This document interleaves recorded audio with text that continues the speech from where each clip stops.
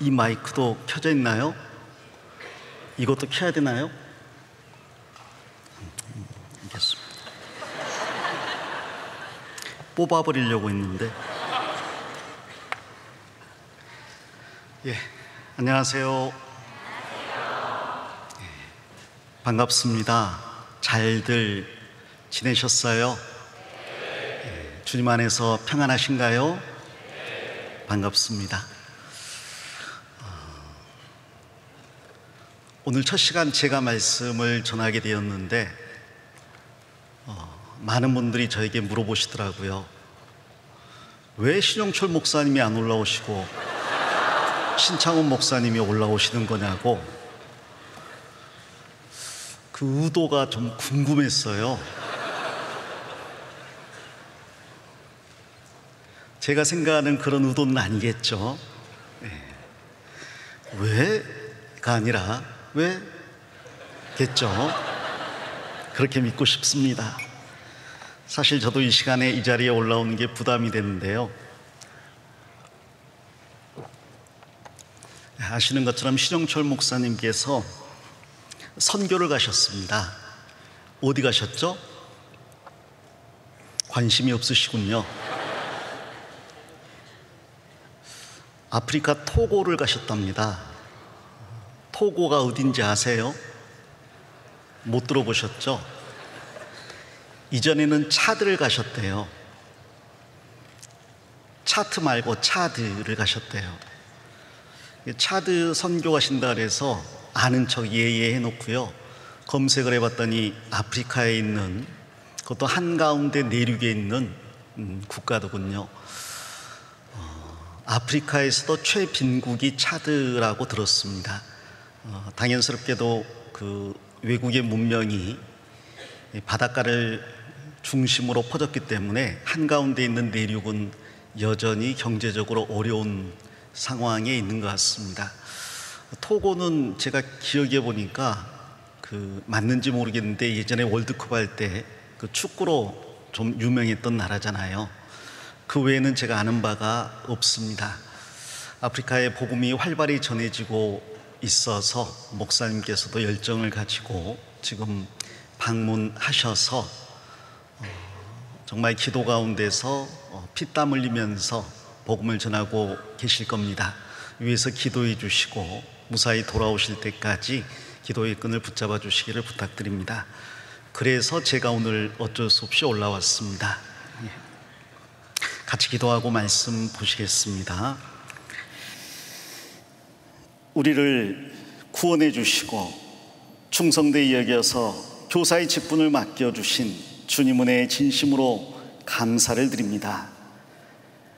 청소년기에 있는 우리 귀한 학생들이 일찍이 하나님을 알게 도와주시고 예수 그리스도를 구주로 믿음으로 천국 소망 가운데 평생을 살아갈 수 있도록 축복해 주시기 원합니다.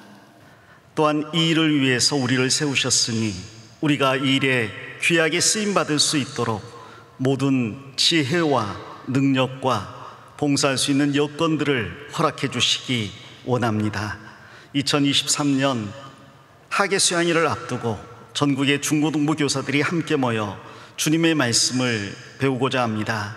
주님께서 이 시간 함께 해주시고 또 수련의 기간 내내 주님께서 은혜로 이끌어 주시옵소서. 오고 있는 발걸음 주님께서 안전하게 지켜주시기를 원하며 우리 주 예수 그리스도 이름 받들어 기도드립니다. 아멘.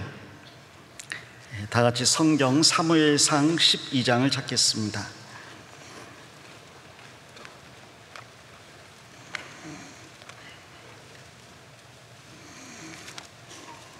사무엘상 12장입니다.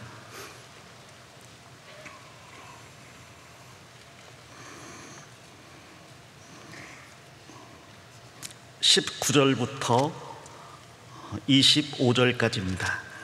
19절부터 25절까지 교독하겠습니다. 제가 먼저 읽겠습니다. 모든 백성이 사무엘에게 이르되 당신의 종들을 위하여 당신의 하나님 여호와께 기도하여 우리로 죽지 않게 하소서. 우리가 우리의 모든 죄에 왕을 구하는 악을 더하였나이다.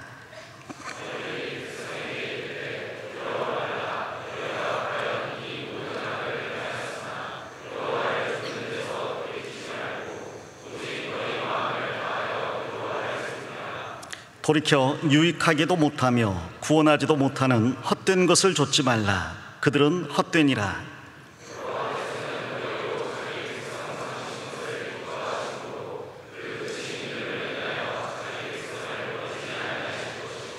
나는 너희를 위하여 기도하기를 쉬는 죄를 여호와 앞에 결단코 범치 아니하고 선하고 의로운 도로 너희를 가르칠 것인즉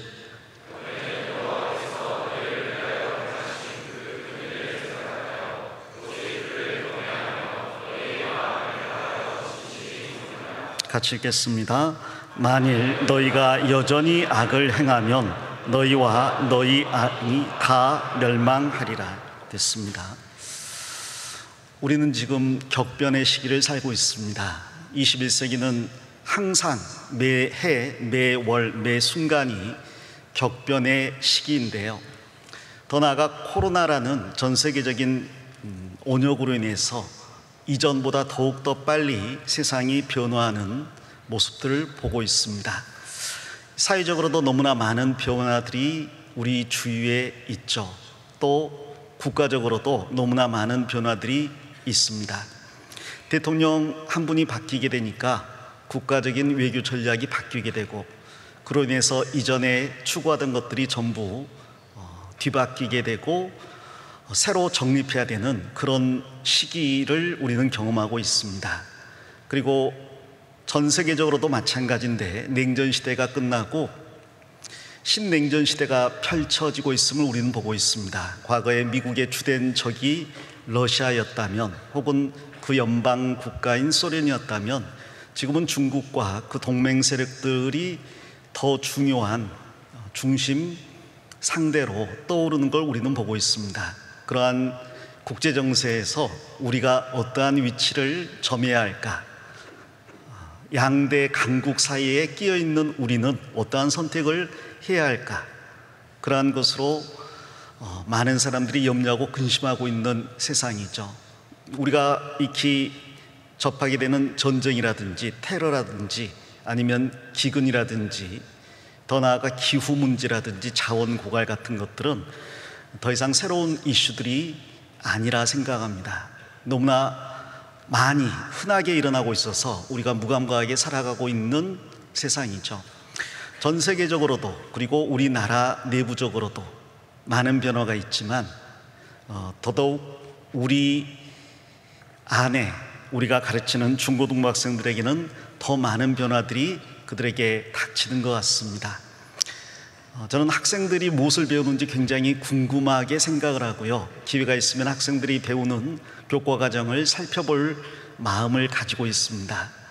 그리고 그들이 배우는 내용들을 볼 때 한국의 미래를 과연 현재의 교육 체계에 맡겨놓아도 될 것인가 라는 데에 대해서 굉장한 의문을 품고 있습니다. 물론 저 같은 사람이 교육에 대해서 염려한다고 해서 어떤 영향력을 끼칠 수 있는 건 아니지만, 적어도 우리가 맡고 있는 중고등부 학생들이 학교에서 어떤 교육을 받고 있고 또 어떤 문화권에서 살아가고 있는지를 아는 것은 우리에게 반드시 필요하다는 생각을 해봅니다.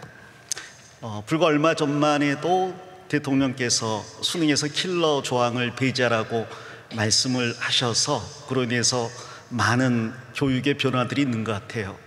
사교육을 철폐하겠다는, 철폐는 아니더라도 사교육의 폐해를 줄이겠다는 의도에서 출발했다고 들었습니다.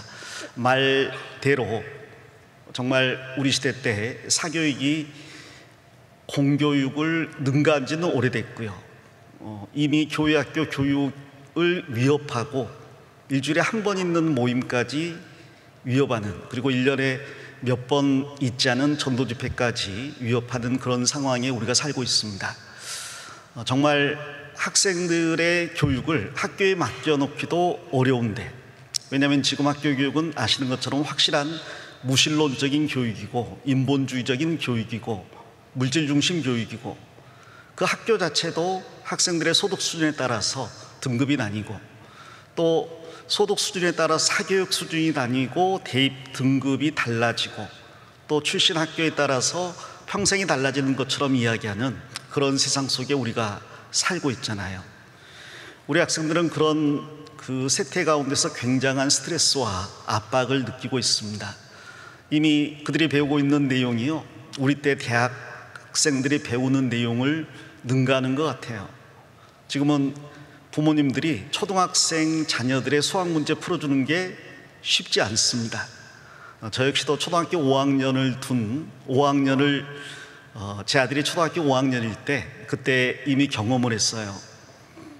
제가 워낙 수학을 못하기도 했지만 이것은 내가 풀 수 있는 문제가 아니구나. 그런데 초등학교 5학년 수학 문제를 못 푼다고 하면 정말 난처하잖아요, 아들 앞에서. 그때 그렇게 대답했던 기억이 납니다. 이 문제는 여러 가지 푸는 방법이 있는데 고등 수학에서는 이런 방법으로 풀지만 초등학교 5학년은 어떻게 푸는지 인터넷을 한번 찾아볼까? 라고 했다가 아들이 다시는 안 물어보는 그런 참사를 겪은 기억이 있습니다. 저한테는 초등학교 5학년 때까지는 물어는 봤어요. 저희 집사람한테는 3학년 때 안 물어보기 시작했고요. 정말 어려운 공부를, 또 많은 공부를 하고 있음을 느낍니다. 제가 요즘 학생들이 보는 수능 문제를 다운받아서 풀어본 적이 있어요. 그런데 수학은 아예 손도 못 대겠고요. 그래도 영어든 내가 웬만큼 하지 않을까 했는데 지문이 너무 길더라고요. 근데 그 긴 지문에 세상에 문제가 하나 나오더군요. 그게 무슨 지면 낭비인지. 근데 국어를 봐도 마찬가지더라고요.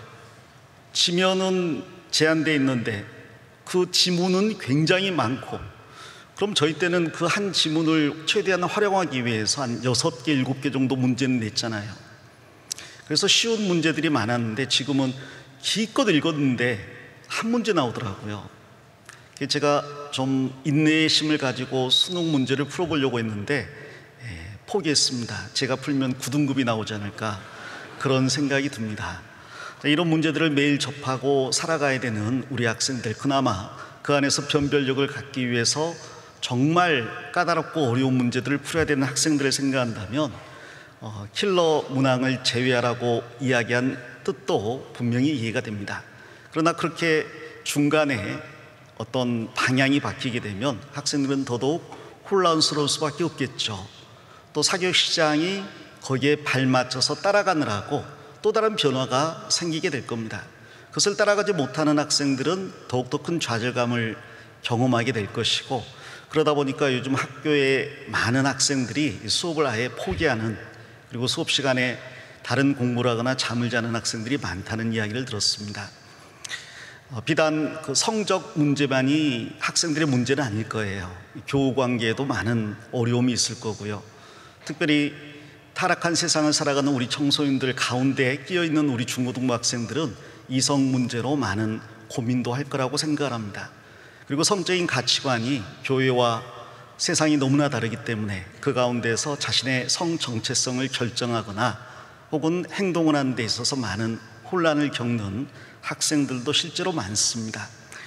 근래에 상담하다 보면 개인적으로도요, 동성애 상담이 상당히 많아요. 그런데 동성애적인 마음을 가지고 있는 학생들, 그게 큰 문제는 안 되겠죠. 그것을 마음에 품고 절제할 수 있다면, 그리고 성령의 다스림을 따라서 억누를 수 있다면. 그러나 요즘은 그것을 자연스럽게 발산하는 시대인 것 같아요. 자연스럽게 동성애가 받아들여지고 있는 세상이다 보니까 제가 상담한 내용 중에서 청소년들의 동성애 중 남학생 상담은 없었어요. 남학생이 저한테 그런 상담하진 않겠죠. 그런데 여학생 상담은 꽤 많았습니다. 생각한 것 이상으로 그러한 부분들이 실제적인 문제로 느껴질 만큼 그러한 상담들이 많았어요. 단지 마음에 품고 있는 걸 넘어서서 몸으로 죄를 짓고 있는 그런 모습들도 듣고 경험을 했습니다. 자, 이러한 시대에 우리가 이 학생들을 어떻게 인도해야 될 것인가? 세상은 변하고 있고 우리나라가, 전 세계가, 그리고 우리 학교가 변하고 있는데 그 안에서 우리는 어떠한 모습으로 학생들을 가르쳐야 될 것인가? 격변하는 시대에 어떻게 대처해 나가야 되는가를 많은 학자들의 이야기를 통해 들어보면 대부분 강조하는 게 유연성과 창의력입니다. 변화하는 시대에 유연하게 발맞춰 나가야 한다. 그리고 더 이상 과거의 것이 우리 시대에 통용되지 않기 때문에 새로운 것들을 창의력을 가지고 만들어내야 한다. 더더욱 앞으로는 4차 산업혁명이 가속화되는 시대이기 때문에 로봇가 인간의 육체적인 노동을 대신하고 인공지능이 인간의 정신적인 노동을 대신하기 때문에 그러한 부분에 더 발맞추어서 나가야 된다라는 이야기를 많이 하고 또 그런 것을 들었습니다. 유연성과 창의력, 그것만이 변화하는 세계를 살아갈 수 있는 그런 비결이고 무기라는 거죠. 그리고 우리 학교 교육이 그러한 유연성과 창의력을 길러나갈 수 있도록 변화해 나가야 된다고 말을 합니다. 자, 과연 그들이 말하는 것처럼 유연성과 창의력이 중요한 것일까? 그렇게 생각할 수 없습니다. 성경은 그렇게 말씀하지 않습니다. 물론 유연성 자체를 부인하는 건 아닙니다. 창의력은 하나님께서 인간에게 부여한 고귀한 본성, 특성 중에 하나죠. 창조주 하나님을 닮은 인간에게 창의력을 가지고 있는 게 분명한 사실입니다만은 그 창의력을 발현하는 것과 과거의 것을 버리는 것은 전혀 다른 의미죠. 성경은 그러한 것에 대해서 많은 예화를 들어서 말씀을 하고 계십니다. 이 성경에는 많은 격변의 시대가 이미 등장해 있고요. 그 격변의 시대를 살아가던 사람들의 이야기가 있습니다. 그리고 그들이 어떻게 그러한 위기를 극복했는지 혹은 위기 속에서 매몰됐는지가 자세히 기록이 되어 있죠.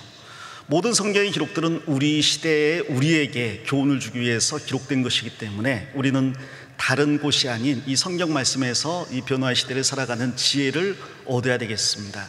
그리고 그것을 우리 자녀들 또 우리 학생들에게 가르쳐야 되겠죠.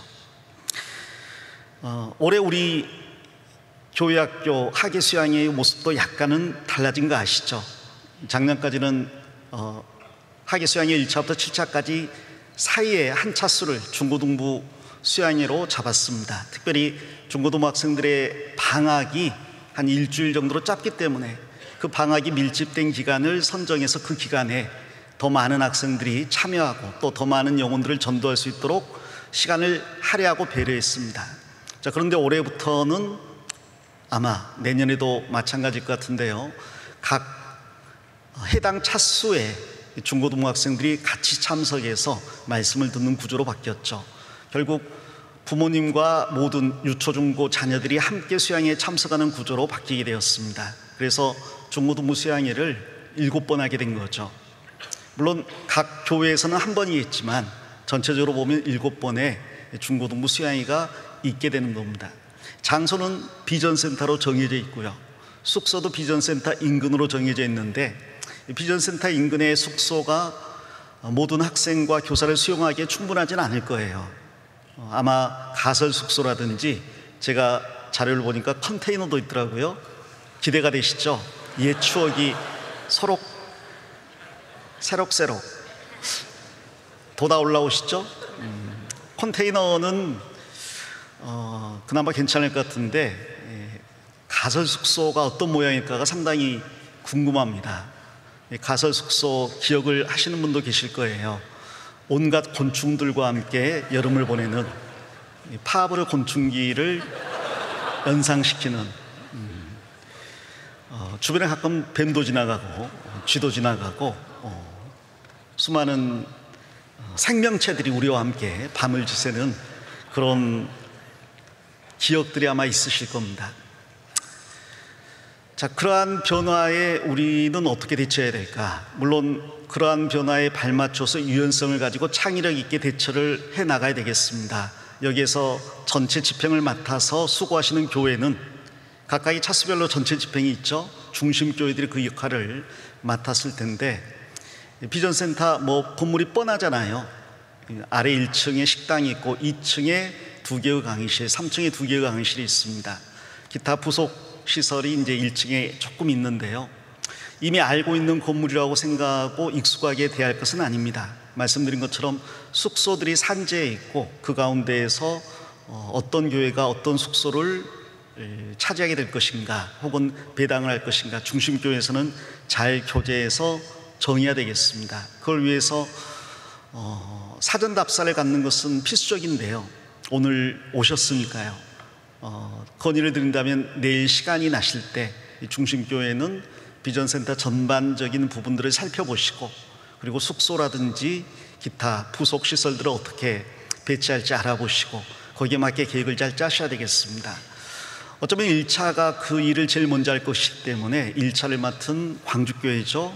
광주교회가 잘 준비를 해서 인수인계를 해주신다면 2차, 3차부터는 좀 더 수월하게 모든 일이 진행될 거라고 생각을 합니다. 그럼에도 불구하고 다음 진행을 맡은 중심교회들은 긴장의 끈을 놓치지 말고요. 어떻게 더 보완하고 어떻게 더 나은 수양일을 보낼 수 있을 것인지 준비하는 그리고 계획하는 시간을 가져야 되겠습니다. 내일 시간 되시면 사전 답사를 가서 보시고 돌아가시면 좋겠어요. 예전 같으면 몇 명이 잘 수 있는지 실측을 다 했는데 자를 가지고요 몇 미터인지 실제로 재고 거기에다가 1제곱미터당 몇 명을 수용할 수 있는지 산술적으로 계산을 했죠. 앉을 수 있는 인원 그리고 누울 수 있는 인원 뭐 이런 것들 통로를 빼고 이런 것들 계산을 해서 숙소 배정을 했는데요. 어쩌면 새롭게 비전센터에서 진행하기 때문에 그러한 것도 다시 필요하지 않을까라는 생각을 해봅니다. 자, 그러나 그러한 변화는 이제 근본적인 변화는 아니잖아요. 지금 세상은 근본적으로 변하고 있지만 우리가 전하는 메시지는 이 변화의 시대에 전혀 변하지 않는 메시지입니다. 그리고 그것을 전하는 우리 교사들 역시 이 급변하는 세상에서 전혀 변하지 않는 일관된 모습을 가져야만 되겠죠. 자, 성경이 무엇을 말하고 있는지 사무엘상 12장 내용을 통해서 좀 말씀을 드리려고 합니다. 아시는 것처럼 사무엘상 12장은 사무엘의 마지막 고별 설교입니다. 그런데 이것은 한 세대가 마감이 되고 다른 세대가 등장한다는 포고이기도 합니다. 이 12장의 첫 구절이 사무엘이 온 이스라엘에게 이르되 라고 기록되어 있는데요. 원래 성경에는 그리고라는 접속사가 붙어 있다고 합니다. 그리고 사무엘이 온 이스라엘에게 이르되, 그럼 11장 내용에서 연결이 되는 거겠죠. 11장은 무슨 내용입니까? 이미 사울이 하나님의 선택으로 인해서 사무엘을 통해 기름 부음을 받았습니다. 그리고 온 이스라엘 백성 앞에서 제비 뽑기를 통해서 공식적인 왕으로 추대가 되었고 기름 부음까지 받고 왕이 되었습니다. 그러나 이스라엘 백성들이 이 사무엘이 세운 사울을 전적으로 신뢰하고 따르지는 않는 상태에 있었습니다. 사울 역시 왕으로서 어떠한 일을 하기보다 여기 11장 5절에 보면 마침 사울이 밭에서 소를 몰고 오다가 가로되, 여전히 농사 짓는 사울의 모습을 볼 수가 있잖아요. 왕으로 추대는 받았지만 공식적인 왕의 역할을 하고 있지는 않는 시대, 그런 과도기적인 시대이죠. 그리고 몇몇 이스라엘 백성들은 이 사람이 어떻게 우리를 구원하겠느냐라고 사울을 멸시하기도 했습니다. 자, 그런데 그 전기가 11장에 나오죠. 바로 암몬 사람들이 이 이스라엘을 공격해 온 겁니다. 특별히 길앗 야베스를 대하여 진을 치고 공격을 해 온 거죠. 이 길앗 야베스가 이제 암몬에게 정복당할 위협에 처해 있습니다. 이때 이 사울이 하나님의 성령이 충만해서 온 이스라엘을 소집하고 한 길로 나가 싸워서 적들을 완전히 격퇴시켰어요. 암몬 사람들이 둘도 하나가 되지 못하고 전부 다 흩어지게 되었습니다. 자, 이 일로 인해서 사울은 명실상부한 이스라엘의 왕이자 구원자가 되었죠. 하나님께서 이 사울과 함께 하시는 것을 온 이스라엘이 분명하게 보았거든요. 그리고 이제 사무엘에 의해서 길갈로 가서 다시 나라를 굳건하게 하자는 제안이 제시됩니다. 왕과 모든 백성들이 이 전쟁이 끝나고 집으로 돌아간 게 아니라 전부 길갈로 모였죠. 이스라엘 백성들이 중요한 일이 있을 때마다 그들이 처음 요단강을 건너서 할례를 받던 길갈에 모여서 마음을 새롭게 했거든요. 이제 다시 길갈로 모여서 거기에서 나라를 새롭게 하려고 합니다. 사울을 다시 왕으로 세우고 하나님 앞에 화목 제사를 드리고 백성들이 기뻐했어요. 이미 왕으로 추대되었지만 이제는 명실공히 정말 이스라엘 다스리는 왕입니다. 이 모습을 본 사무엘이 그 자리에서, 왕이 있고 백성들이 있는 그 자리에서 고별 설교를 하고 있는 거예요. 왜 이때일까? 사무엘은 변화를 분명하게 볼 수 있었습니다. 어제까지는 사사시대였어요. 그런데 오늘부터는 명실상부한 왕정시대입니다. 그리고 마지막 사사인 자신은 물러나야 될 상황이라는 거죠. 만일 사사와 왕이 함께 존재한다면 백성들은 누구를 섬겨야 될지, 재판을 할 때 누구에게 나아가야 될지, 누구에게 힘을 집중해야 될지, 지금까지 경력으로 보면 사무엘이죠. 사무엘은 어릴 때부터 지금 나이 많아 늙어 백발된 이 순간까지 단 한 번도 하나님 앞에 범죄하지 않고 이스라엘 백성들을 공의로 다스렸고 인도했습니다. 그러나 이제 새로운 왕이 그 능력을 드러내면서 이스라엘의 대표로서 굳게 세워졌잖아요. 만일 사울이 왕으로서 자신의 역할을 하려면 반드시 사무엘이 물러나야만 하는 거죠. 이제 온 백성들이 사울이 왕이 된 것을 기뻐하고 있다면 나는 지금 이 순간이 바로 물러나야 할 시간이라는 것을 알게 된 겁니다. 그리고 그 순간, 그 기쁨의 순간에서 이 12장의 마지막 말을 하고 있습니다.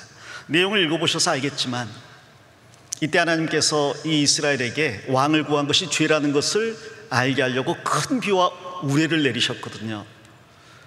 한순간의 잔치집이 정말 두려운 징계의 장이 되고 초상집처럼 변해버렸습니다.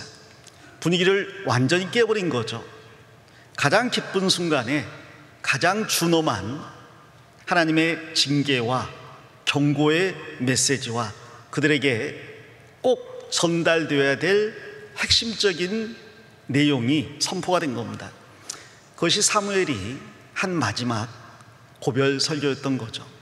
자, 사무엘은 이야기합니다. 지금 이제 수백 년에 걸친 사사시대가 끝나고 왕정시대가 펼쳐지는데, 그런데 너희들이 분명히 알아야 될 것은 지금 왕이 세워져서 그 왕을 중심으로 이스라엘이 단결해 적과 싸워 이겼지만, 그래서 마치 너희들이 원한 것처럼 되었지만 그것이 하나님의 뜻이 아니었다는 것을 분명하게 이야기하는 겁니다. 이스라엘 백성이 왕을 구한 이유가 뭡니까? 첫 번째, 사무엘이 늙었다는 거예요. 두 번째, 사무엘의 아들들은 사무엘과 같지 않고 뇌물을 받고 재판을 굽게 한다는 겁니다. 그리고 그러한 사무엘과 사무엘 아들들 때문에 지금 이스라엘이 사사시대를 벗어나지 못하고 계속해서 주변 민족들의 압제를 받고 있다는 거죠. 사사시대 전체는 이스라엘이 계속해서 주변 민족들, 이 민족들의 압제를 받던 기간이었습니다. 그들의 죄가 계속해서 그들을 징계로 몰아간 거예요. 결국 그들은 자신들이 이렇게 이 민족들에게 압제를 당하고 학대당하고 공격당하고 우리가 수고해서 얻은 소산들을 다 빼앗기는 것이 믿을 만한 지도자가 없어서이다, 왕이 없어서이다. 사무엘이 늙어버렸기 때문에 만일 젊었다면 사무엘을 의지할 수 있을 겁니다. 실제로 사무엘은 젊었을 때 전쟁터에 앞장서서 나갔어요. 그리고 하나님께서 사무엘의 기도를 들으셔서 사무엘을 통해서 블레셋을 박살을 내셨습니다.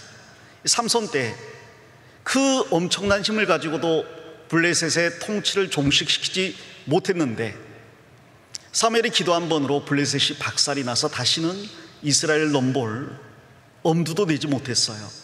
자, 그러나 블레셋이 끝이 아니었죠. 여기 11장에 나온 것처럼 암몬 사람 나하스가 이번 한 번이 아니라 여러 번 이스라엘을 괴롭힌 거예요. 이 고통의 원인이 어디에 있느냐? 그들이 결정한 것은 바로 이 원인은 지도자의 부재에 있다. 사무엘이 너무 늙어버렸다. 그리고 그의 아들들은 사사를 맡기에는 너무 부정직한 사람들이다. 그러므로 우리에게 왕이 있어야 되겠다. 정말 강력한 지도자, 통치자, 리더가 있어야 되겠다. 그 리더가 세워지면 그들이 다시는 우리를 넘보지 못할 것이다. 왜? 왕이 앞장서서 온 이스라엘 백성들을 몰고 적진에 나아가 싸워줄 것이기 때문에, 만일 우리도 이방과 같이 왕이 있다면 우리는 다시는 압제를 당하지 않을 거라고 생각한 거죠. 자, 그들이 생각한 이 말이, 그리고 이 해결책이 바른 거예요? 잘못된 거예요? 잘못된 겁니다. 그들은 사실 어떻게 보면 굉장한 대안을 제시한 거거든요. 마치 봉건주의 시대가 끝나고 공화국 시대가 열리는 것처럼, 전제군주가 없어지고 백성들의 대표가 의회를 구성해서 나라를 이끌어가는 것처럼, 이건 엄청난 변화입니다. 대통령 중심제에서 내각 체제로 바뀌는 것처럼. 이것을 생각했다는 것은 사실 여기에 나온 것처럼 간단한 문제는 아닐 거예요. 나라의 시스템 전체를 바꿔야 되는 문제입니다. 그런데 그렇게 시스템을 바꾸기만 하면 이러한 이민족의 침입에서 우리를 지켜낼 수 있을 거라고 생각한 거죠. 사무엘은 여기에 대해서 분명하게 이야기를 합니다. 이 기쁜 날, 정말 너희들의 말대로 왕이 앞장서서 이스라엘 군사를 끌고 나가 암몬을 박살낸 이 날, 그래서 우리의 생각과 대안이 틀리지 않았다고 확신하고 있는 이 날, 사무엘이 정말 중요한 게 무엇인지 그들에게 이야기하고 있는 거예요. 왜 이스라엘이 지금까지 이 민족의 압제를 받고 있느냐? 그것은 사무엘이 늙어서도 아니고 사무엘의 아들들이 부정직해서도 아닙니다. 그건 표면적인 이유고요. 근본적인 이유는 뭐냐? 죄 때문이죠. 그들의 반복된 우상 숭배와 죄, 그리고 하나님을 떠나는 그 모습이 이스라엘에게 이러한 징계를 가져온 겁니다. 근데 그들은 그것을 외면해 버린 거예요. 근본적인 원인을 알면서도 뒤로 밀어놓고요, 시스템을 탓한 거죠. 그 시스템만 바꾸면 모든 문제가 해결될 것처럼 이야기하는 거죠. 사무엘이 이야기합니다. 12장 1절에 보시면, 사무엘이 온 이스라엘에게 이르되 보라, 너희가 내게 한 말을 내가 다 듣고 너희 위에 왕을 세웠더니 이제 왕이 너희 앞에 출입하느니라. 보라, 나는 늙어 머리가 희었고 내 아들들도 너희와 함께 있느니라. 이 말을 왜 했을까요? 너희들이 말한 것처럼 나는 늙어서 머리가 희어지게 되었다. 그리고 너희들이 말한 것처럼 부정직한 내 아들들도 여기 있다. 자, 그러나 이것이 과연 오늘날 이스라엘이 고통받는 원인이었다는 것일까? 원인이었다고 주장하는 것이냐? 그게 아니라는 거죠.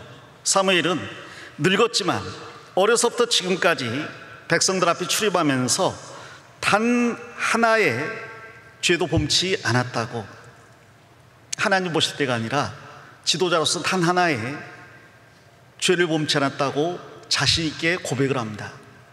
나는 이스라엘의 사사였고 지도자였지만 너희들 중에 어느 누구에게서도 소나 나귀를 취하지 않았다. 뇌물을 받지 않았다. 내가 너희를 속이지 않았다. 나나 혹은 내 아들들이 문제가 아니라는 거예요. 거기에 대해서는 여기 부정직한 내 아들들도 증인이 될 거라고 이야기합니다. 자, 만일 사무엘이 늙은 게 문제가 아니라면, 혹은 그들이 그 사무엘의 자녀들을 신뢰할 수 없다는 게 그게 핵심 문제가 아니라면, 정말 핵심되는 문제는 무엇일까요? 그 문제는 바로 그들이 하나님을 떠나버린 게 문제라는 거예요. 그것을 명확하게 6절부터 짚어주고 있습니다. 왕이 없어도요, 그래서 늙은 사무엘이 통치하여도요, 이스라엘 백성들이 전쟁할 때 충분히 구원할 수 있지요. 왜? 진짜 무기는 왕이 가진 군사력이 아니라 하나님의 사람인 그 정직한 사무엘이 하나님께 부르짖는 기도거든요. 그리고 역사적으로도 항상 하나님은 하나님의 백성이 하나님께 부르짖을 때 어느 무기보다 강력한 하나님의 권능의 팔을 내미셨습니다. 사무엘은 그것을 지금 백성들에게 이야기하고 있습니다. 여기 8절에 야곱이 애굽에 들어간 후 너희 열조가 여호와께 뭐하며요? 부르짖으매. 여호와께서 모세와 아론을 보내사 그 두 사람으로 너희 열조를 애굽에서 인도하여 내어 이곳에 거하게 하셨느니라. 애굽에서 출애굽할 수 있었던 이유가 뭐냐? 그것은 강한 군사력이 아니었습니다. 하나님의 전능하신 팔이 나타났기 때문입니다.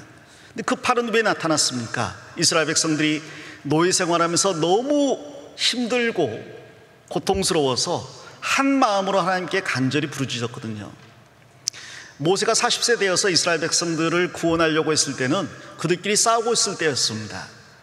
그들끼리 싸우고 있다면 그들 안에서도 하나가 안 된 건데 구원자를 보내준 들 받아들이겠습니까? 아니나 다를까 모세가 자신을 구원자로 제시했더니 누가 너를 우리의 재판장이나 관원으로 삼았느냐 하고 배척을 했잖아요. 모세도 준비가 안 됐지만 이스라엘 백성도 여전히 준비가 안 됐습니다. 아직 혼이 덜 난 거예요. 그래서 모세는 40년간 광야에서 준비하고 이스라엘 백성은 40년간 더 압제를 받는 가운데 이제 너무 고통이 크니까 서로 싸울 힘도 없고요. 이제는 모두가 하나 되어서 부르짖는 것밖에 안 남은 거예요. 그리고 그때 하나님이 모세와 아론을 보내서 이스라엘 백성들을 구원해 내셨습니다. 그러므로 가장 큰 무기는 진실된 마음으로 하나님께 부르짖는 거라는 거죠. 그런데 그 진실된 마음으로 하나님께 부르짖을 수 있는 사람은 누굴까요? 사무엘일까요? 사울일까요? 사울은 키가 큰 사람이고 무기가 있고 용맹한 아들들이 있습니다. 그리고 유력자 집안입니다. 그리고 이스라엘 백성들의 인솔할 리더십도 있고 겸손도 있습니다. 그러나 그 마음이 하나님에 합하지 않다면 그 사울이 부르짖은들 하나님께서 들으실 수는 없죠. 실제로 사울은 나중에 하나님께 버림받고 여러 가지 이유로 하나님께 부르짖었습니다. 그러나 그 안에 진실된 회개는 단 한 차례도 없었어요. 그리고 하나님은 그 사울을 듣지 않았습니다. 어려서부터 늙어서까지 일관되게 성실한 삶을 살고 충성되고 정직한 삶을 산 사무엘, 그 사무엘이야말로 실제 기도할 수 있는 최적의 용사죠. 그리고 만약 사무엘이 부르짖는다면 하나님은 반드시 들으실 겁니다. 사무엘은 그 이전에 또 다른 예화를 들고 있습니다. 거기 12장 9절에 그들이 그 하나님 여호와를 잊은지라 여호와께서 그들을 하솔 군장 시스라의 손과 블레셋 사람의 손과 모압 왕의 손에 붙이셨더니 그들이 치매 백성이 여호와께 뭐하며 부르짖어 가로되 우리가 여호와를 버리고 바알들과 아스타롯을 섬김으로 범죄하였나이다. 그러나 이제 우리를 원수의 손에서 건져내소서. 그리하시면 우리가 주를 섬기겠나이다 하매, 즉 백성들이 여호와께 부르짖으니 하나님께서 여룻바알족 기드온과 베단 즉 바락과 입다와 사무엘 등 사사들을 보내서 그들을 구원해 주셨다는 거예요. 역대 그들의 무기는 단 한 번도 인간 왕이나 탁월한 지도자나 아니면 철병기나 병거가 아니었습니다. 그들의 가장 큰 무기는 항상 하나님께 간절하게 부르짖는 거였어요. 사무엘 역시 블레셋이 쳐들어왔을 때 하나님께 기도해서 구원해 낸 적이 있고 그걸 지금 현재를 사는 이스라엘 민족들도 실제 살면서 경험을 했잖아요. 그러나 그 모든 역사적인 일과 자신들의 경험을 다 잊어버렸습니다. 그리고 표면적인 이유를 들어서 왕을 요구한 거죠. 사무엘이 늙었습니다. 우리에게 왕이 필요합니다. 이제 이 왕이 세워졌지만 그래서 시스템이 통째로 바뀌어서 왕정으로 바뀌겠지만 왕정으로 바뀌었기 때문에 무조건 너희들이 왕을 앞세워서 이길 수 있는 건 아니라는 거예요. 오늘은 이겼습니다. 그러나 다음에 또 이긴다는 보장은 없습니다. 오늘은 이겼지만 만일 이스라엘 백성이나 왕이 하나님을 버리고 우상을 섬기거나 불의를 행한다면 하나님은 이제 그들을 들어서 다시 이방인의 압제를 받게 할 거예요. 그 내용이 분명하게 신명기 28장 29장에 기록되어 있잖아요. 신명기 28장 7절에 하나님께 순종하면 대적들이 너를 치러 한 길로 들어오겠으나 내가 그들을 쳐서 7길로 도망가게 할 것이라고. 반대로 그들이 하나님을 버리고 다른 신을 섬기면 너희들이 일어나 한 길로 적을 치러 나가지만 7길로 도망가게 될 것이고 세계 만국에 흩어지게 될 거라고. 결국 전쟁의 승리는 순종하느냐 불순종하느냐에 있지 왕이나 시스템이나 무기에 달려있지 않다고 분명하게 이야기하고 있는 겁니다. 이제 왕이 세워졌지만 그 왕이 세워진 건 외적인 변화에 불과할 뿐 핵심은 전혀 변하지 않는다고 이야기합니다. 거기 13절에 이제 너희의 구한 왕, 너희의 택한 왕을 보라. 여호와께서 너희 위에 왕을 세우셨느니라. 너희가 만일 여호와를 경외하여 그를 섬기며 그 목소리를 듣고 여호와의 명령을 거역하지 아니하며 또 너희와 너희를 다스리는 왕인 너희 하나님 여호와를 쫓으면 좋으리라마는 너희가 만일 여호와의 목소리를 듣지 아니하고 여호와의 명령을 거역하면 여호와의 손이 너희의 열조를 치신 것 같이 너희를 치실 것이라. 왕이 세워졌지만 그들이 죄를 범하면 하나님이 다시 너희를 치실 거라고 이야기합니다. 그리고 그것을 확실하게 입증하기 위해서 사무엘이 기도합니다. 하나님, 이스라엘 백성들이 왕을 구하는 죄를 범했습니다. 이에 대해서 징계해 주십시오. 하나님께서 그 사무엘의 기도를 단번에 들으시고 우리와 큰 비를 내리셨어요. 이때 이스라엘 백성들은 서 있었습니다. 사무엘이 서 있으라고 계속 강조했거든요. 서서 사무엘의 말을 듣고 있는데 우레가 치고 큰 비가 내리니 그들이 갑자기 두려워졌죠. 사무엘이 기도하니까 하나님이 들어주시잖아요. 그럼 암몬이 쳐들어왔을 때 사울이 일어서지 않았다 할지라도 사무엘이 하나님께 기도했으면 하나님이 큰 비와 우레를 내리지 않았겠습니까? 예전에 바락이 전쟁할 때 철병거를 가지고 시스라가 쳐들어왔습니다. 하나님이 갑자기 큰 비를 내려서 그들을 한순간에 쓸어 내려가게 했잖아요. 쓸려 내려가게 했잖아요. 그 하나님이 다시 한번 그 일을 하실 수 있는 거예요. 이제 그들은 분명하게 알게 됐습니다. 진짜 힘은 저 기도에 있었다는 것을. 그런데 지금까지 우리가 기도를 너무 깔보고 무시했다는 거죠. 왜? 기도는 눈에 보이지도 않고요.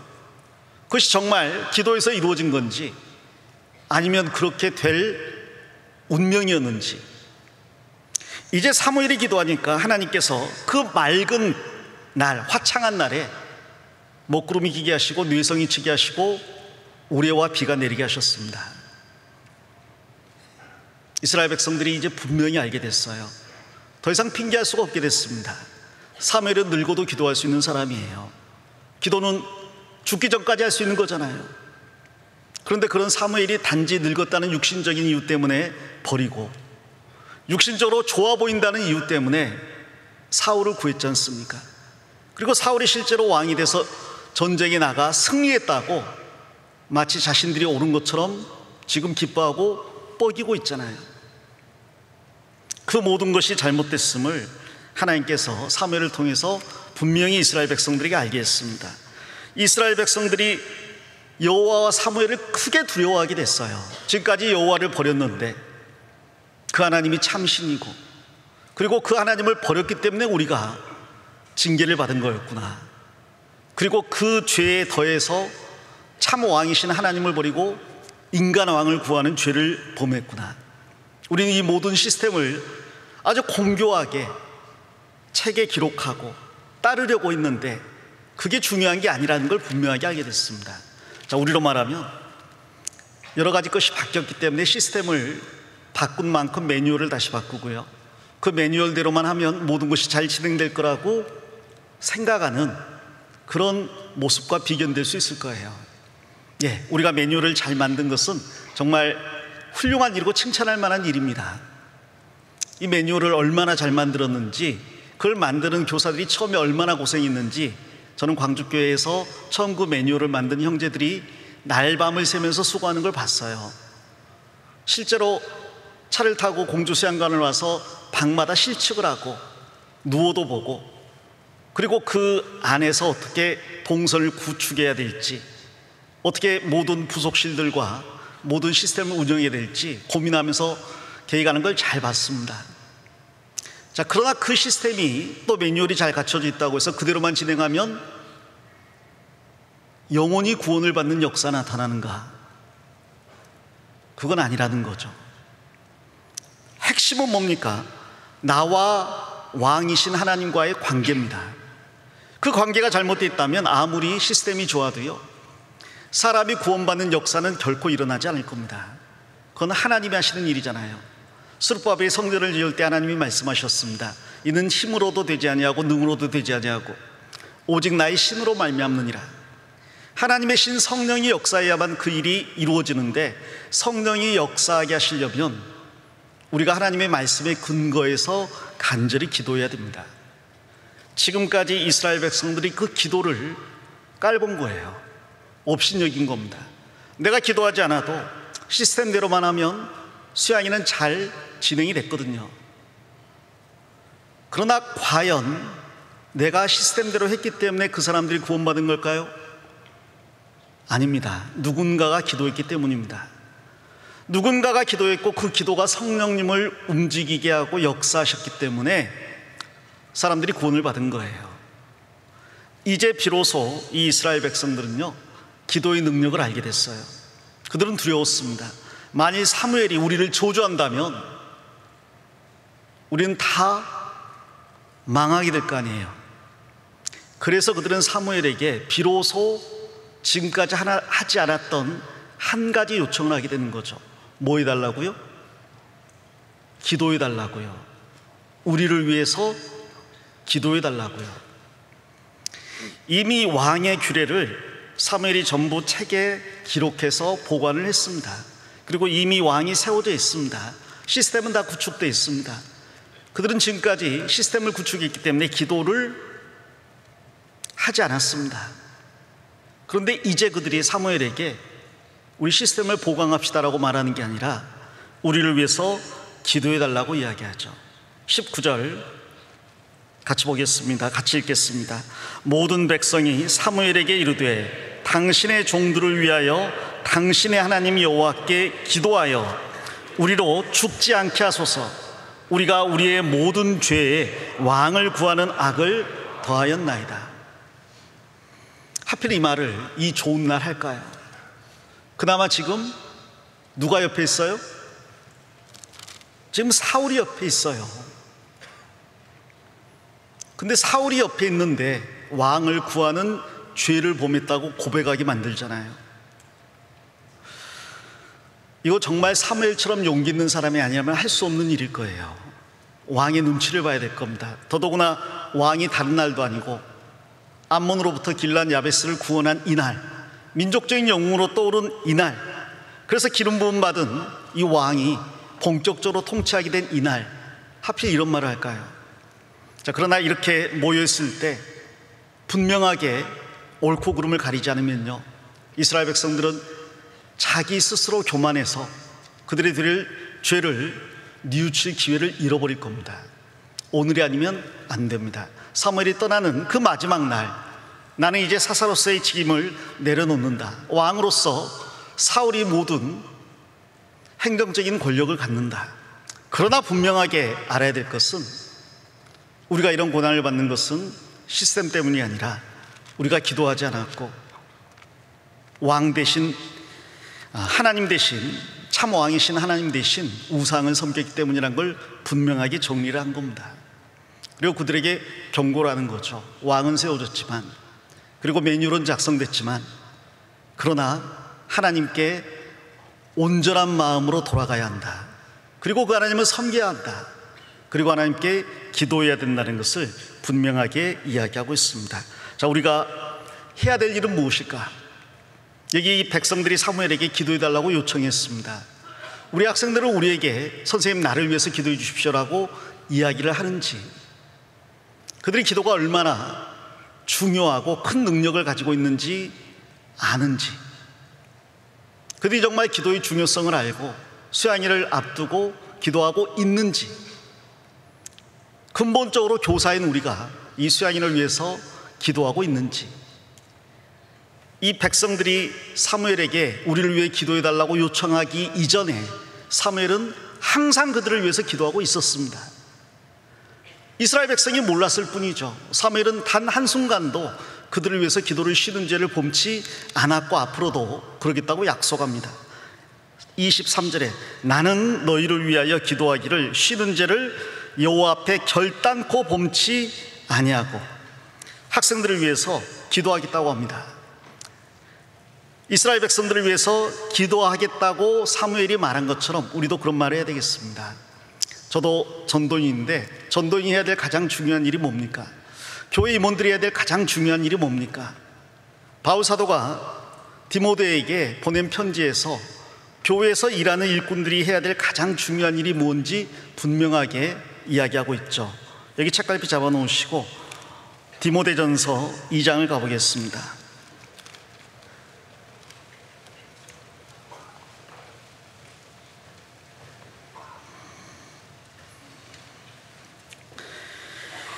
디모데전서 2장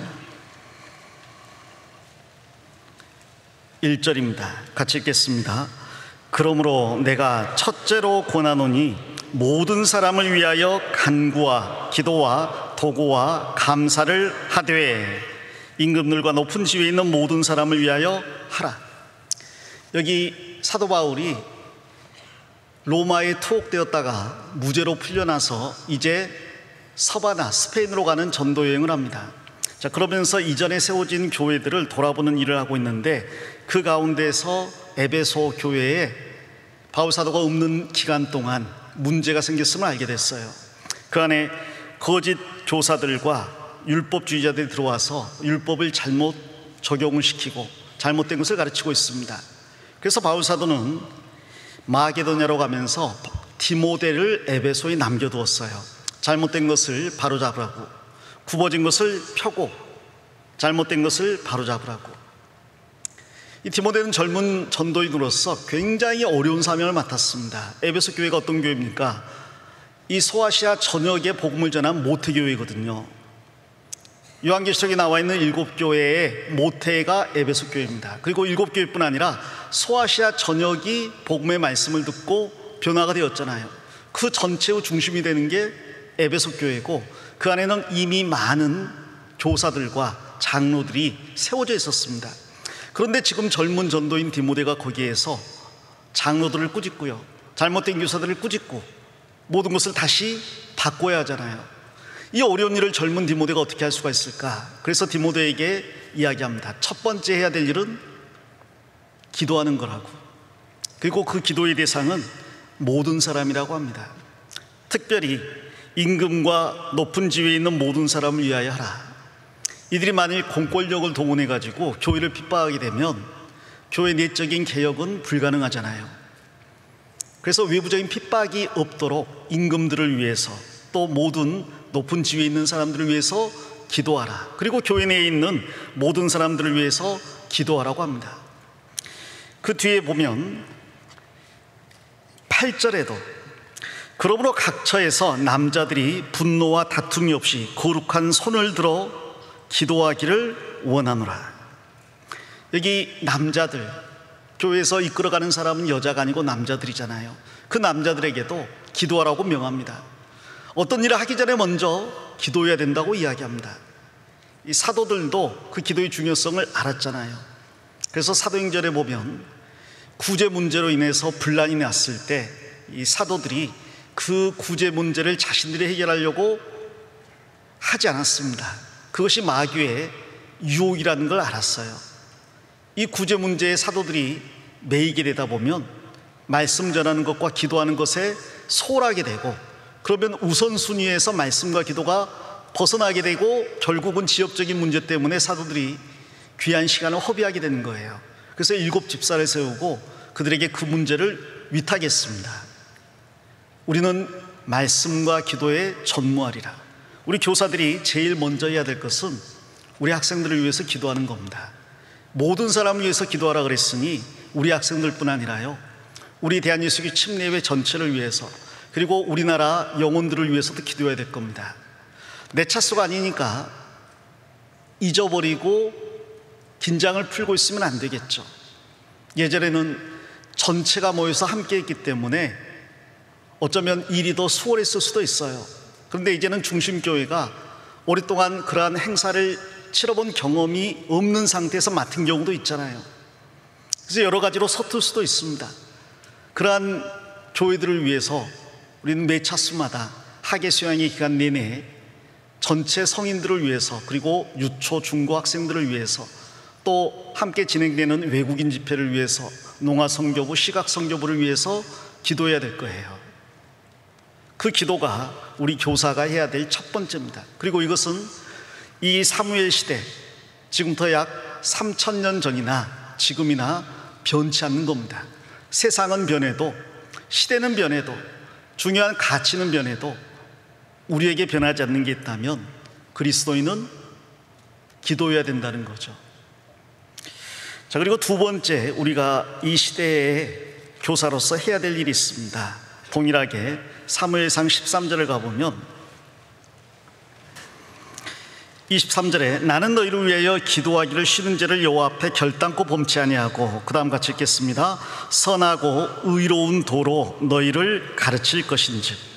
기도와 말씀이 3000년 전도 그렇고요, 2000년 전도 그렇고요, 지금도 그렇고요, 앞서서 일하는 사람이 해야 될 가장 중요한 두 가지 일입니다. 이 바울 사도도 말씀과 기도에 전념한 사람이잖아요. 이 사무엘도 말씀과 기도에 전무하겠다고 이야기합니다. 이제 자기는 사사로서의 직임을 내려놨어요. 너희들이 원하지 않는데 너희들을 다스리는 그 위치를 고집할 필요는 없는 거죠. 게다가 왕이 세워졌으니. 그러다 사사로서의 위치를 내려놓은 거지 제사장과 선지자로서의 위치를 내려놓은 건 아닙니다. 이 사무엘은 제사장이자 선지자이자 사사잖아요. 지금 내려놓는 건 사사의 직분을 내려놓는 겁니다. 자, 그런데 이스라엘 백성들이 사무엘을 원치 않는데, 너희들이 나를 원치 않았고 내 아이들도 원치 않았는데 내가 너희들을 위해서 무슨 일을 할 수 있겠어? 물러설 수도 있을 거예요. 그러나 그는 자기의 위치에서 역할에서 벗어나지 않았습니다.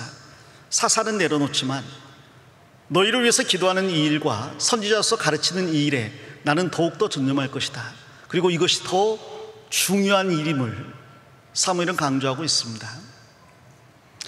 농구 황제 마이클 조던 아세요? 요즘 분들은 잘 모르시죠? 요즘 누가 농구를 잘하나? 잘 모르겠습니다. 옛날에 황제는 마이클 조던이었습니다. 근데 마이클 조던이 은퇴할 때 그런 질문을 했어요. 농구만큼 열정을 쏟은 것도 없을 텐데 이제 은퇴하면 뭐 하시려고요? 이 조던이 그런 말 했습니다. 저는 이제부터 저희 자녀들을 가르치는 일에 전념할 겁니다. 그리고 이 일은 농구보다 더 어렵고 더 많은 노력을 요구하지만 더 중요한 일임을 확신합니다. 나는 이제부터 우리 자녀들을 올바른 사람으로 가르치는데 나의 모든 에너지를 쏟을 계획입니다. 그런 말을 했습니다. 그 다음 결과가 어떻게 되는지는 모르겠어요. 자, 그러나 적어도 그는 자녀 양육이 자신의 돈벌이가 되는 농구보다 훨씬 중요하다는 걸 알았어요. 그리고 거기에 정말로 많은 시간 할애하고 전념을 다했다고 믿습니다. 이 사무엘은 비록 이스라엘 백성들이 자신을 원하지 않지만 그렇다고 해서 내가 내 위치에서 물러서질 않겠다, 내가 해야 되는 가장 중요한 일, 기도하고 말씀 가르치는 일에 전념하겠다라고 합니다. 어떤 권력도 그는 추구하지 않습니다. 앞으로 모든 행정적인 일들은 사울에게 가서 상의하라고 이야기합니다. 그러나 나는 선지자로서 계속해서 선하고 의로운 도를 가르칠 거라고 이야기합니다. 무엇이 선하고 의로운 도입니까? 그 위에 나와 있죠. 20절에 사무엘이 백성에게 이르되 두려워 말라. 너희가 과연 이 모든 악을 행하였으나 여호와를 좇는 데서 돌이키지 말고 오직 너희 마음을 다하여 여호와를 섬기라. 선하고 의로운 도 첫 번째는 하나님을 섬기라는 겁니다. 너무나 당연하고 간단한 문제지만 우리는 변화하는 시대에 변치 않는 메시지를 가지고 있는 사람들이죠. 회개하고 복음을 믿으라. 하나님께 돌아와서 예수 그리스도를 구주로 믿으라. 그분의 십자가의 보혈을 전적으로 신뢰하라는 걸 가르쳐야 됩니다. 그리고 구원받은 학생들이 혹시 범죄했다 할지라도 이 말씀대로 너희가 과연 이 모든 악을 행하였으나 여호와를 좇는 데서 돌이키지 말라고. 저도 좀 전에 말씀드린 것처럼 동성애 관련해서 상담할 때 항상 그런 이야기를 합니다. 그게 큰 죄인 건 분명한 사실이에요. 그러나 영원한 속죄 안에 그 죄가 포함되지 않는다고 누가 말할 수 있습니까? 고린도 교회에는 구원받기 전에 남세 가던 사람들이 많이 있었습니다. 동성애자들이. 근데 바울 사도는 너희들은 동성애자니까 복음 들을 자격이 없으라고 말하지 않았습니다. 만약 그렇게 말한다면 그 당시에 구원받을 사람들이 정말 극소수가 될 거예요. 고린도 시대, 로마 시대, 얼마나 성적으로 타락한 시대인지 모릅니다. 거의 우리 시대만큼이나 타락한 시대가 로마 시대고 고린도라는 도시입니다. 바울은 거기에서 아무런 편견 없이 모든 사람들에게 복음을 전했습니다. 그리고 그 중에서 창기도 있었고 남세 가는 자도 있었는데 아마 검투사도 있었겠죠. 사람을 죽인 전력이 있는 그들이 구원을 받고 교회 안에 들어왔습니다. 그리고 이제는 하나님의 자녀가 됐으니 그러한 모든 죄를 버려야 한다고 단호하게 이야기합니다. 혹 구원받은 이후에 그러한 죄를 지었다 할지라도 그로 인해서 나는 이미 버린 사람이라고 말하고 하나님을 떠나는 건 더 큰 죄라는 거죠. 그러한 죄를 버릴 것을 각오함과 동시에 그러한 죄를 버릴 수 있는 힘이 하나님의 말씀과 교제 안에 있기 때문에 말씀을 속이고 교제를 속이라는 말이 아니라 말씀과 교제 가운데서 힘을 얻고 죄를 버리라는 권면을 해요. 웬만하면 교제에서 간증은 하지 말고 내 마음속에서 모든 문제가 해결되고 하나님께서 나를 용서하시고 받아주셨다는 확신이 생기면 그때 조심스럽게 남에게 걸림이 되지 않는 범위 내에서 자신이 경험한 은혜를 나눌 수는 있겠지만 그 전까지는 그 죄를 버리기 전까지는 교제에서 가급적 간증하지 말고 하나님께서 베풀어 주신 은혜를 다른 사람들의 입술을 통해서 듣고 힘을 얻으라고 이야기합니다. 이 죄 때문에 하나님을 떠나는 건 더 큰 죄예요. 그래서 너희 마음을 다하여 여호와를 섬기라. 이게 선하고 의로운 도죠. 죄를 범했다 할지라도 하나님을 떠나지 말라고 가르치는 것이 하나님의 선하고 의로운 도입니다. 그리고 두 번째는 21절에 나와 있는 말씀대로 돌이켜 유익하게도 못하며 구원하지도 못하는 헛된 것을 좇지 말라. 그들은 헛되니라. 우상을 섬기지 말라는 거예요. 그들을 구원할 능력이 없는 다른 신들을 섬기지 말라는 겁니다. 열방들이 마음에 품고 있는 우상을 너희는 단호하게 배격하라. 그들이 물질의 마음을 빼앗기고 있고 그들이 육체적인 쾌락의 마음을 빼앗기고 있고 그들이 눈에 보이는 우상의 마음을 빼앗기고 있지만 그 모든 것들은 유익하기도 못하고 구원하지도 못하는 것들이니 헛된 것을 좇지 말라. 우리가 학예 수양회 때마다 혹은 동계 수련회 때마다 항상 강조하는 것들이 그런 겁니다. 사실 동계 수련회 같은 경우는요, 매년 본문만 바뀌고 주제 제목만 바뀌지 내용은 다 똑같죠. 게임하지 말라, 이성 친구 사귀지 말라, 못된 친구 사귀지 말라, 음주 흡연하지 말라. 요즘은 마약하지 말란 말도 해야 될 것 같아요. 중학생들이 쉽게 인터넷으로 마약을 구입해서 함께 나누는 시대가 됐습니다. 예전에 제가 중고등부 집회할 때 농담으로요, 구원받은 학생들 술 끊고 담배 끊고 마약 끊고 그랬는데 이제 그게 농담이 아닌 시대가 됐어요. 그러한 것들은 우리를 구원하지도 못하고 유익하기도 못하는 것들이잖아요. 그러한 것들을 버리라고 가르쳐야 됩니다. 물론 그렇다고 세상과 완전히 단절될 수는 없죠. 우리는 가르쳐야 되겠습니다. 동화되지 말라고. 오히려 그것을 올바로 알고 거기에 적응해서 거룩함을 지켜나가 살라고. 세상과 격리될 수는 없습니다. 그러나 동화되어서도 안 됩니다. 우리는 그 모든 것들을 알고 이겨낼 수 있는 지혜가 있어야 되겠어요. 특별히 지금 시대 때 이 얼마나 학력이 중시되는 사회인지 돈으로 신분이 나뉘고 학력으로 신분이 나뉜 시대가 점점 더 고착화 되고 있습니다. 두 가지는 연결되어 있잖아요. 근데 돈과 학력을 줬다 보면 하나님에게서 멀어질 수밖에 없는 게 우리 중고등부 학생들입니다. 그래서 우리 중고등부 학생들에게 특별히 돈과 학력에 대해서 올바른 교리로 가르쳐야 되겠습니다. 예전에는, 아주 예전에는요, 교회가 어렸을 때는 구원받은 사람이 왜 그렇게 열심히 공부하려고 하냐고 주님 곧 오시는데, 그래서 공부할 필요가 없는 것처럼 가르친 경우도 있었어요. 우리는 열심히 공부해야 됩니다. 목적이 다른 거죠. 하나님의 영광을 위해서. 만일 하나님의 영광을 위해서 공부한다면 공부하는 것 때문에 하나님을 저버리는 일은 하지 않겠죠. 공부하는 것 때문에 집회를 등한히 하는 일은 하지 않을 겁니다. 목표를 분명하게 해야 될 거예요. 그리고 세상에서 배우는 학문이 무엇이 됐건 그것이 만일 우리를 구원하지도 못하고 유익을 주지도 못하는 세상을 좁게 하는 거라면 잘못된 것임을 분명하게 경고해야 되겠습니다. 성경 디모데전서 4장입니다.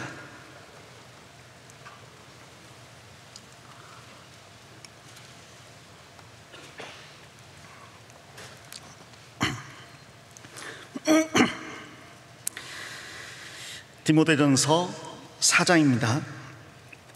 그러나 성령이 밝히 말씀하시기를 후일에 어떤 사람들이 믿음에서 떠나 1절입니다. 미혹해 하는 영과 귀신의 가르침을 좇으리라 하셨으니 자기 양심이 화인 맞아서 외식함으로 거짓말하는 자들이라.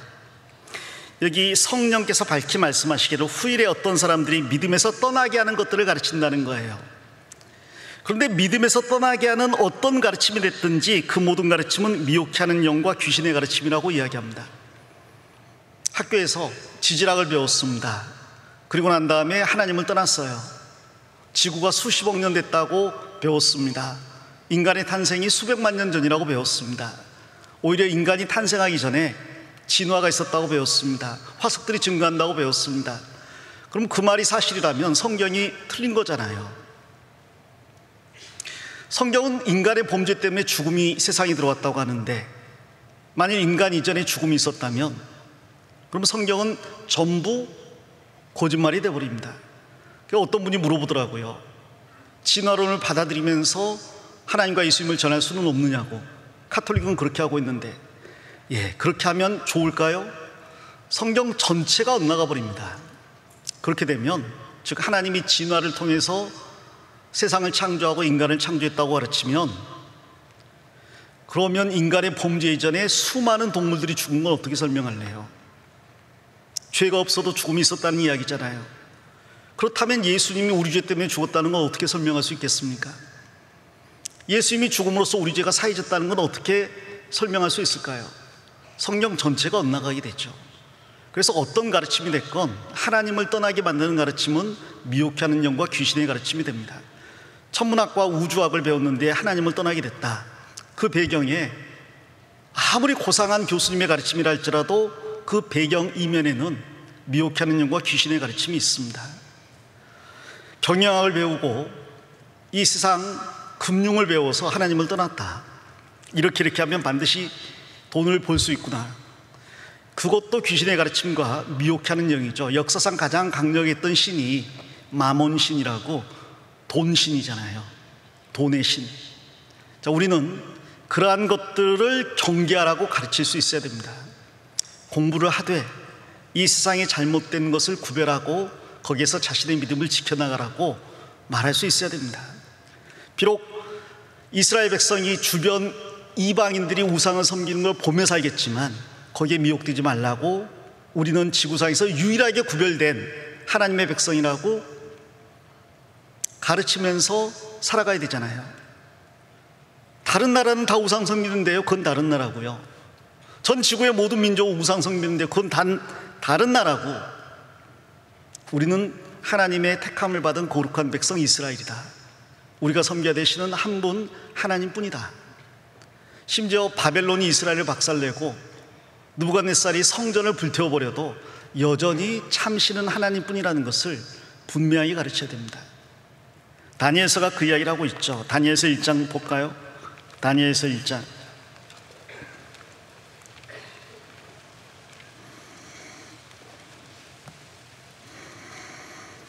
다니엘서 1장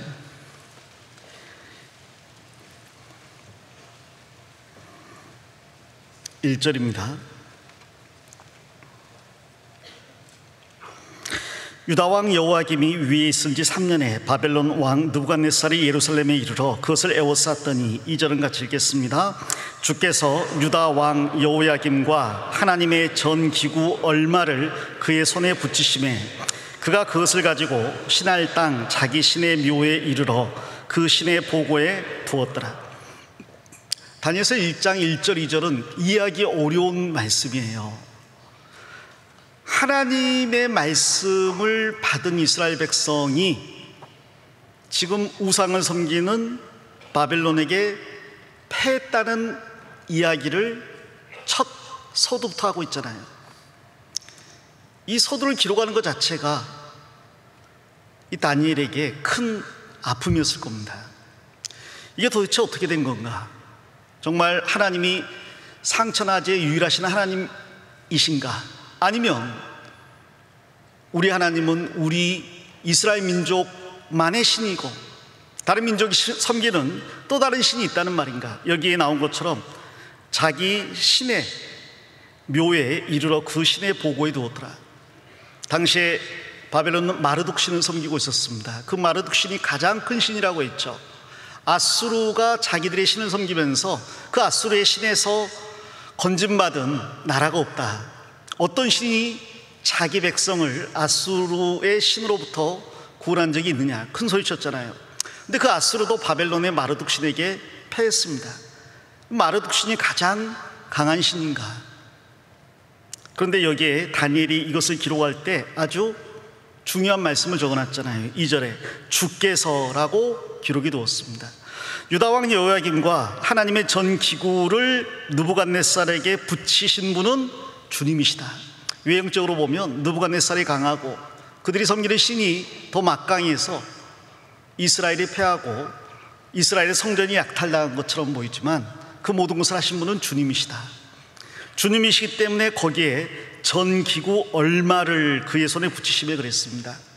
하나님이 하나님의 허락함 가운데서 이 일이 일어났다는 걸 알리시려고 여호와의 전 기구 전체가 아니라 얼마를 옮기게 하신 거예요. 여러분, 정복한 이 바벨론이 보물 다 가져간들 유다가 저항할 수 없잖아요. 그런데 다 가져가지 못했습니다. 왜? 하나님의 허락한 보미까지만 가져갈 수 있거든요. 그래서 이해되지 않는 말씀, 전기구 얼마를 가져갔다. 왜 다 가져가지 않았을까? 하나님께서 그것만 붙였기 때문이에요. 그리고 하나님이 붙이신 것만 가지고 돌아갈 수밖에 없었고 그 신의 보고에 그것을 두었습니다마는 아시는 것처럼 나중에 벨사살 왕 때 그 신의 보고에서 그 성전의 기구를 가지고 술 마시고 목석 우상을 찬양하다가 그날 밤에 전부 죽임을 당하고 멸망당했잖아요. 역사를 주관하시는 분은 하나님이십니다. 세상이 어떻게 흘러가든 세상이 어떤 신을 섬기든 우리는 분명한 하나님 중심주의를 심어줘야 되겠어요. 물질 중심이 아니고 학력 중심이 아니고. 우리는 이것을 가르치는 게 이게 선하고 의로운 도라는 걸 분명하게 압니다. 지금 애들은요 선생님 말씀 듣지 않으려 하잖아요. 요즘 뉴스 들으면 마음이 정말 상하는 경우가 많습니다. 전에 어떤 사진 보니까 선생님은 수업하고 있는데 여선생님 뒤에서 남학생이 누워가지고 선생님을 촬영하고 있더라고요, 공개적으로. 그런데 아무도 그것을 제지하지 않는 시대, 선생님의 권위가 땅에 떨어진 시대. 그래서 지금 학교 선생님들이요 그 좋은 직장을 정말 공부 잘하는 사람들이 교육대 가거나 혹은 사범대 가서 임용 치르고 그리고 지금 교사가 된 거잖아요. 근데 그 좋은 직장을 가진 선생님이 설문조사 해봤더니 80%가 퇴직을 고려하고 있다고 들었어요. 10명에 8명이 포기하고 싶고 다른 일을 찾고 싶다는 거죠. 더 이상 학생들을 통제할 수가 없다는 겁니다. 그리고 통제받지 않는 학생들이기 때문에 이제 그들에게 더 이상 신경 쓰지 않기로 했다고 합니다. 그들이 어떤 행동을 하든 그냥 무시하고 내 수업하고 나간다는 거죠. 내 뒤에서 누워서 사진을 찍던, 수업 시간에 옷을 벗건, 수업 시간에 잠을 자건, 밖에 나가건. 자, 우리는 그렇게 할 수 없습니다. 세상에서 학생들이 말씀 듣다가 학생들이 수업 듣다가 졸면 안 깨우잖아요. 우린 깨워야 돼요, 안 깨워야 돼요? 지금 이 영혼 구원 안 받으면 지옥 갈 수도 있어요. 지옥 갔을 때 내가 그때 안 깨워줘서 고맙다고 할까요? 카톨릭이 잘못된 생각을 했잖아요. 이 사람이 이단교에 빠졌는데 내가 고문해가지고 너무 아파서 죄송합니다, 내 생각을 철회하겠습니다, 교황을 따르겠습니다. 그럼 천국 갈 거니까 그때 나한테 고맙다고 할 거야. 그래서 엄청난 고문을 자행했잖아요. 그건 잘못된 겁니다. 자, 우리는 분명한 복음을 전하잖아요. 말씀 시간에 말씀을 안 들으려고 하는 학생들에게 네 뜻대로 해라라고 할 수는 없잖아요. 애들이 대든다고 해서 요즘 애들이 다 그러니까 하고 방치할 수는 없잖아요. 우리는 선하고 의로운 도로 가르쳐야 됩니다. 안 들으려고 하는 애들 어떻게든 듣게 해야 되고, 반항하는 애들 어떻게든 사로잡아서 확실하게. 때리라는 말 안 했어요. 때리시면 안 되고요. 확실하게 하나님이 주신 권위를 가지고 징계도 하고요, 훈계도 하고요, 이야기도 해야 됩니다. 물론 체벌은 중고등학생한테는 안 되죠. 이미 체벌받을 나이가 지나갔습니다. 어릴 때 체벌해야지. 다 큰 다음에 체벌하면요, 그럼 뭐 마치 범고래 수조에 들어가가지고 범고래가 말 안 듣는다고 조련사가 범고래 때리는 거하고 똑같아요. 범고래한테 잡아먹히죠. 자, 우리는 그렇게 할 수는 없지만 분명하게 잘못된 것을 책망할 수 있어야 되겠습니다. 이사야 56장 가보겠습니다. 이사야 56장입니다.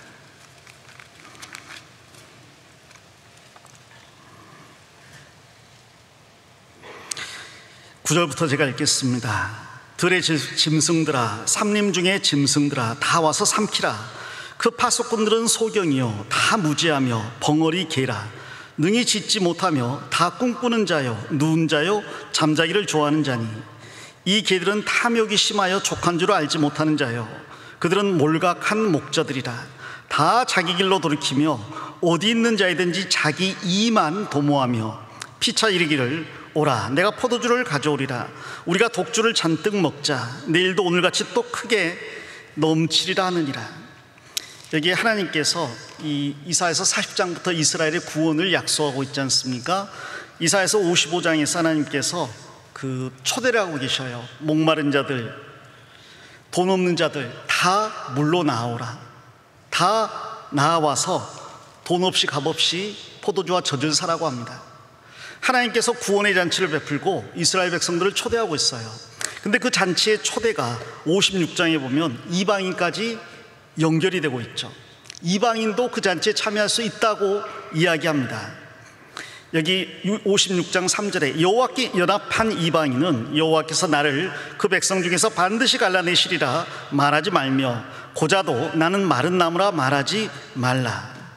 하나님께서 이방인도 이 잔치에 참여하면 하나님의 백성과 동일하게 받아주실 것을 약속하셨어요. 그게 교회죠. 자, 그런데 이방인도 받아들여지는 이때에 하나님 앞에 심판받고 쫓겨나는 사람들이 있을 거라고 하십니다.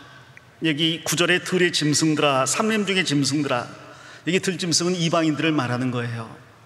이방인들이 와서 이스라엘의 몰각한 목자들을 잡아먹을 거예요. 이방인도 구원받는 그 때에 이스라엘의 지도자들이 심판을 받을 거라고 이야기하고 있습니다. 왜? 그 파수꾼들은 소경이요, 이 파수꾼은 적이 오는지 지원군이 오는지 위험이 닥치는지 자기 위치에서 지켜봐야 되는데, 소경이 파수꾼으로 서 있어요. 아무것도 보지 못하잖아요. 결국 적들이 쳐들어와서 성이 함락될 때까지 그들은 아무것도 경고하지 못합니다. 위험을 보지 못하는, 위험을 지각하지 못하는 몰각한 목자들, 또 다 무지하며 벙어리 개라.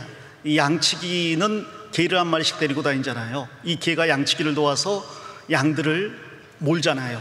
그리고 또 늑대, 이리 같은 게 들어오면 이 양치기 개가 짖습니다. 그래서 주인에게 위협이 왔음을 알립니다. 근데 이스라엘의 양치기 개로 하나님께서 이스라엘의 종교 지도자, 정치 지도자를 세웠더니 그들이 벙어리예요. 그래서 적들이 쳐들어오는데, 위험이 닥치는데 짖질 않습니다. 아무 말 하지 않아요.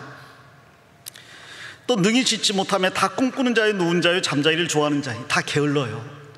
앞에서 일하는 사람은 특권이 큰 만큼 책임도 큰 법인데 특권은 누리면서 책임은 지지 않습니다. 그 뒤에 나온 것처럼 포도주 가져와라, 독주를 가져와라, 내일도 오늘같이 또 크게 넘치리라. 제가 에베소서 강의하면서 포도주와 독주를 좀 살펴봤습니다. 예수님 당시에 포도주 도수가 얼마나 됐을까? 지금 포도주 도수가 몇 도예요? 안 넘어오는군요. 자, 포도주가 예수님 당시에 0.5도에서 1도 정도 됐어요. 그러니까 이건 포도주가 아니고 포도주스입니다. 성찬식에 사용하는 포도주도 거의 그 정도 도수입니다. 예전에 미국에서 웰치 주스라는 주스가 있었죠. 아셔요? 웰치 포도주스 몰라요?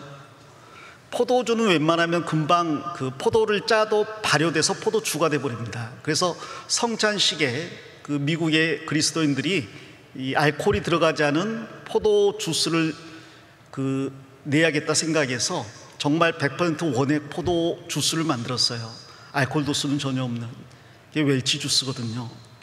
예수님 당시에는 물이 우리처럼 정수가 되지 않았기 때문에 깨끗하지 않고, 그래서 먹으면 배탈 나고 속 쓰리는 일도 많고, 그래서 디모데는 위궤양도 걸렸습니다. 그걸 소독하는 게 알코올인데, 그 알코올을 얼마나 희석했느냐, 거의 0.5도에서 1도 될 때까지 희석해서 먹었어요. 그게 포도주입니다. 희석하지 않은 포도주 제일 센 게 2도, 3도예요. 그럼 독주는 뭘까? 사람들은 독주하면 위스키 생각하고 꼬량주 생각하고 별별 소주 생각하고 그러는데요, 증류 기술이 나온 것은 중세시대입니다. 그 이전까지는 증류 기술이 없었어요. 독주가 무슨 말이냐? 독주는 희석하지 않은 포도주를 이야기합니다. 기껏해야 5도를 넘지 않는데요. 근데 독주 마시면 미치는 거예요. 지금은 40도 위스키가 대중화되어 있잖아요. 아마 이 당시 사람들이 우리 봤으면 기절할 겁니다.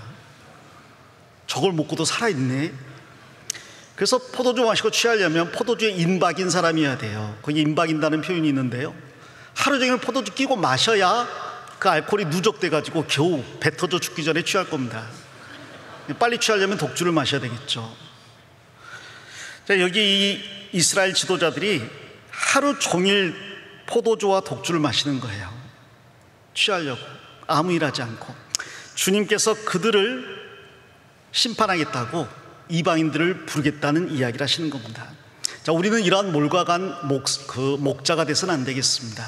우리는 잘못한 것은 능히 잘못했다고 꾸짖어야 되잖아요. 그리고 우리가 마땅히 파수꾼으로서 닥쳐올 위험을 경고해야 되잖아요. 지금이 마지막 시대고 주님의 재림이 임하겠는데 언제까지 시간을 끌면서 구원받기를 게을리 하겠냐고 우리가 경고할 수 있어야 됩니다. 우리는 하나님께서 양치는 여기 개로, 좀 이상하네, 양을 지키는 양치기계처럼 혹은 성을 지키는 파수꾼처럼 하나님이 세우셨어요. 능히 외칠 때 외치고 또 경고할 때 경고하고 훈계할 때 훈계를 해야 되겠습니다. 자, 이 모든 것들을 떠나서 우리가 가장 중요하게 될 일 한 가지가 더 남아있는데 그것만 말씀드리고 마치겠습니다. 성경 사무엘상 다시 가보겠습니다.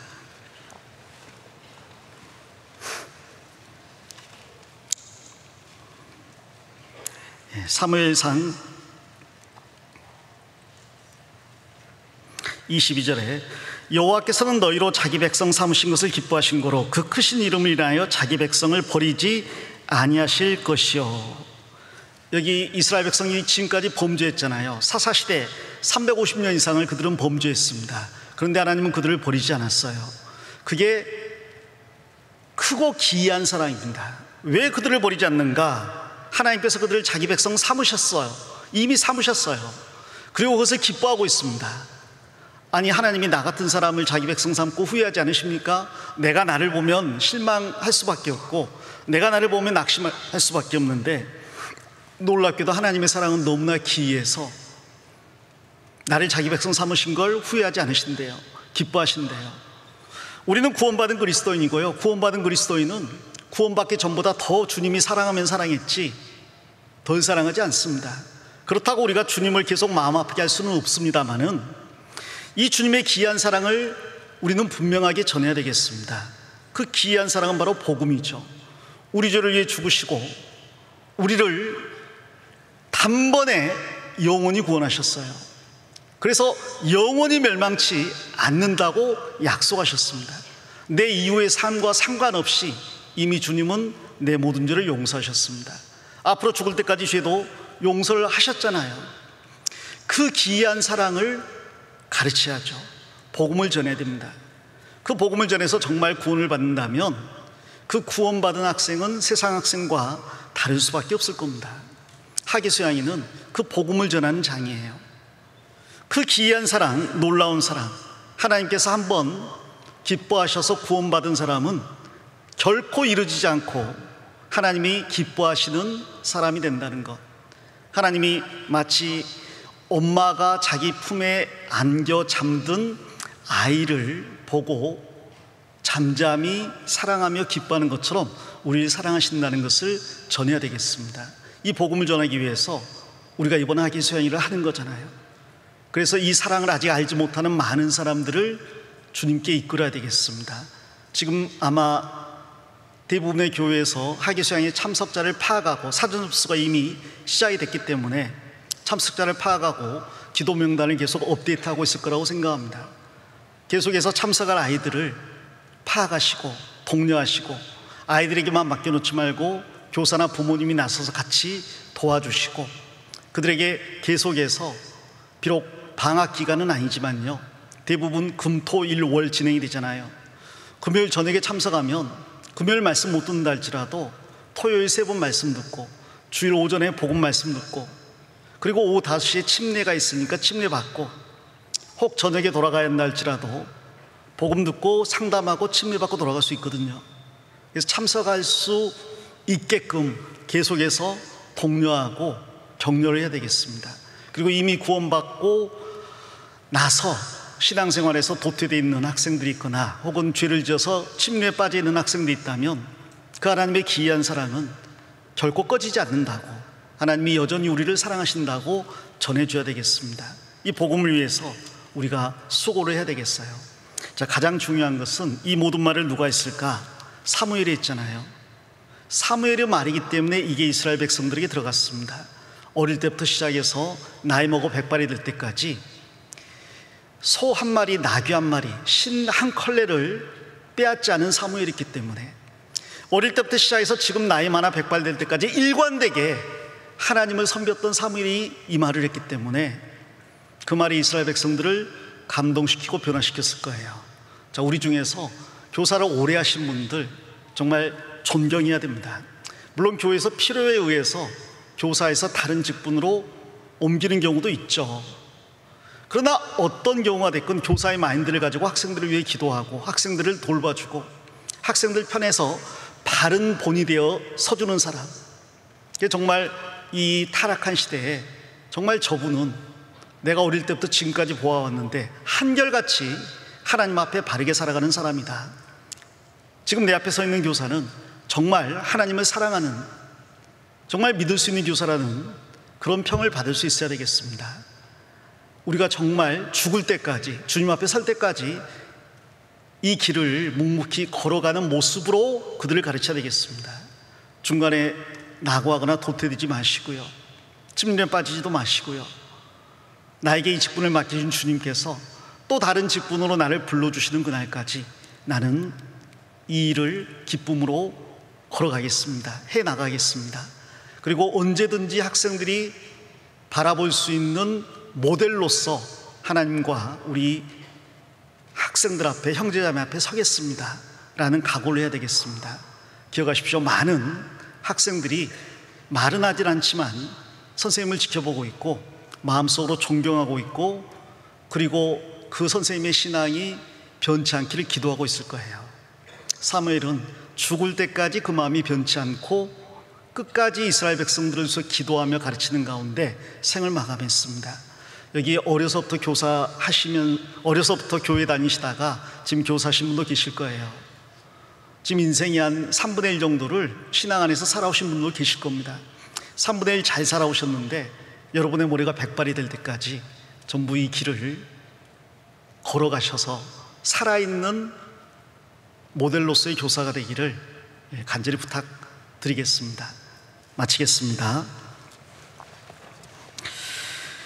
주님 감사합니다. 저희를 구원해 주시고 또 충성되이 여겨서 교사의 직분을 맡겨주심에 감사를 드립니다. 2023년 하계 수양회가 이제 몇 주 남지 않았습니다. 주님께서 함께 해주셔서 이번 학예 수양에도 많은 학생들이 참석할 수 있게 도와주시고 또 많은 새로운 영혼들이 구원받을 수 있도록 축복해 주시옵소서. 이 일을 위해서 우리가 먼저 기도하게 도와주시옵소서.